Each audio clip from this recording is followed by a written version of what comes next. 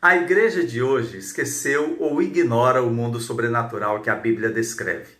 Porém, essa é uma verdade que a Bíblia descortina diante de nós, a fim de podermos compreender todas as nuances que envolvem o mundo espiritual. Entre os cristãos modernos, não é incomum descobrir que muitos nem consideram o lado espiritual e sobrenatural das coisas quando se trata da vida cotidiana. Mas também temos aqueles que aceitam a existência de Satanás e dos demônios, fazendo-os a causa dos seus pecados. Assim, não têm que aceitar a responsabilidade pelos seus erros.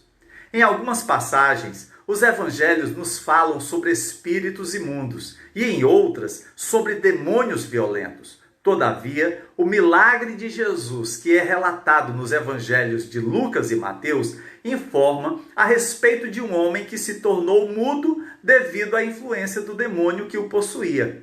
Muitos são os artifícios de Satanás. É tolice supor que ele sempre age da mesma maneira. Há somente uma característica peculiar a todas as suas atividades. Ele se deleita em prejudicar e fazer o mal. Acompanhe a leitura do Evangelho de Mateus, capítulo 12, versículos 22 a 32. Então lhe trouxeram um endemoninhado, cego e mudo, e ele o curou, passando o mudo a falar e a ver. E toda a multidão se admirava e dizia: é este, porventura, o filho de Davi? Mas os fariseus, ouvindo isto, murmuravam: este não expele demônios, senão pelo poder de Belzebu, maioral dos demônios. Jesus, porém, conhecendo-lhes os pensamentos, disse: todo reino dividido contra si mesmo ficará deserto, e toda cidade ou casa dividida contra si mesma não subsistirá. Se Satanás expele a Satanás, dividido está contra si mesmo. Como, pois, subsistirá o seu reino? E se eu expulso demônios por Belzebu, por quem os expulsam vossos filhos? Por isso, eles mesmos serão os vossos juízes. Se, porém, eu expulso demônios pelo Espírito de Deus, certamente é chegado o reino de Deus sobre vós. Ou, como pode alguém entrar na casa do valente e roubar-lhe os bens sem primeiro amarrá-lo, e então lhe saqueará a casa? Quem não é por mim, é contra mim, e quem comigo não ajunta, espalha. Por isso, vos declaro, todo pecado e blasfêmia serão perdoados aos homens, mas a blasfêmia contra o Espírito não será perdoada. Se alguém proferir alguma palavra contra o Filho do Homem, ser-lhe-á isso perdoado. Mas se alguém falar contra o Espírito Santo, não lhe será isso perdoado, nem neste mundo, nem no porvir. O registro desse milagre não conta com muitos detalhes, mas as informações presentes nos pincelam o quadro de sua ocorrência. Um endemoninhado cego e mudo é trazido por pessoas à presença de Jesus, que o cura. A multidão que viu o milagre ficou admirada. A ênfase dessa passagem não está no milagre em si, mas na controvérsia que se seguiu. Os evangelhos de Mateus, Marcos e Lucas relatam essa discussão entre Jesus e os religiosos. Jesus fala sobre o fato de que não fazia sentido que Satanás, Belzebu, desse poder aos seus seguidores para expulsar demônios, que eram seus servos. E é claro que seus seguidores também são seus servos. Quando Jesus faz a declaração: todo reino dividido contra si mesmo ficará deserto, e toda cidade ou casa dividida contra si mesma não subsistirá, Jesus diz que isso não faz sentido, ou seja, conceder aos seguidores de Satanás a capacidade de expulsar demônios. As forças estariam lutando entre si. Não estamos falando de uma retirada estratégica de Satanás. Se você tem um discípulo de Satanás expulsando um demônio, isso não é coordenado. Seria forças aliadas lutando entre si. Ou seja, não estariam lutando contra o inimigo comum, que seria Deus, seus anjos e os santos. É por isso que os comentários dos religiosos são ilógicos. E para levar fortalecimento ao seu argumento, Jesus faz uma afirmação que cala seus oponentes. Ele diz: se Satanás espelha a Satanás, dividido está contra si mesmo. Como, pois, subsistirá o seu reino? E se eu expulso demônios por Belzebu, por quem os expulsam vossos filhos? Por isso, eles mesmos serão os vossos juízes. E é assim que Jesus semeia verdades no coração da multidão que presenciara o milagre. E, ao mesmo tempo, rechaça as mentiras que os religiosos estavam insinuando. Não era pelo poder de Satanás que Jesus estava expulsando os demônios. Ele o fazia pelo poder de Deus, ou seja, pelo seu próprio poder.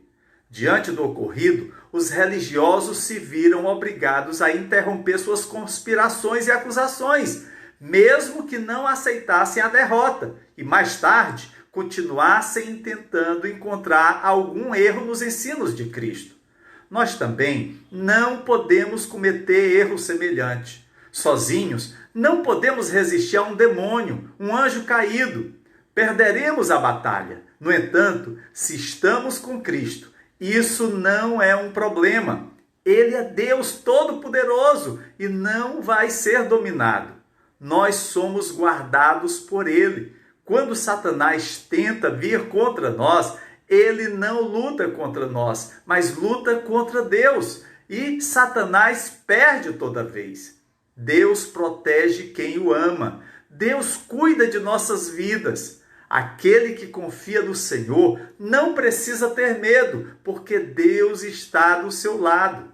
Quando as dificuldades nos cercam e não vemos saída, podemos clamar pelo Senhor e Ele nos livrará.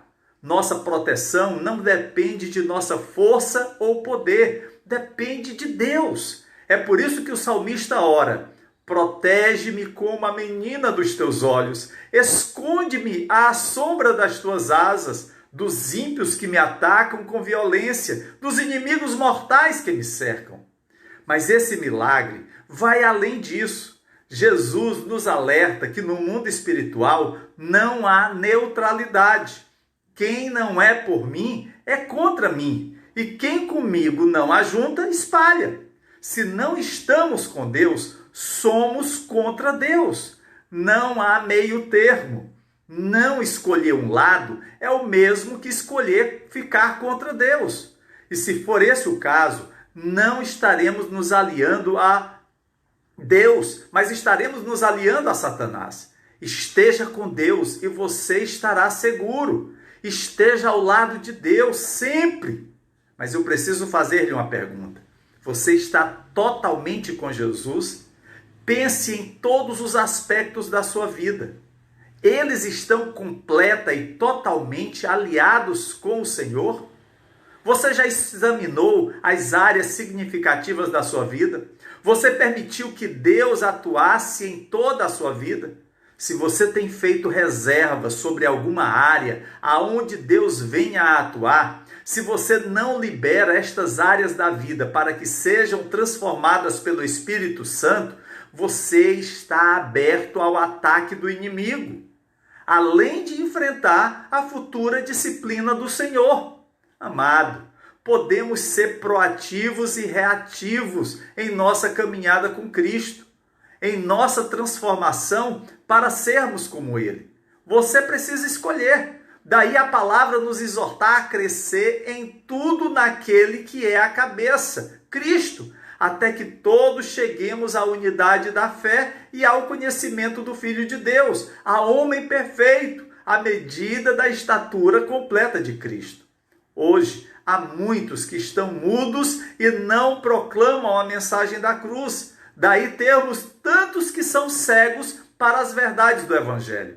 Jesus é o filho de Davi, que a multidão tanto se admirou, e ele continua a operar milagres. Ele está dizendo para alguns: abre bem a tua boca e a encherei. Enquanto para outros o recado é: o Senhor dá vista aos cegos.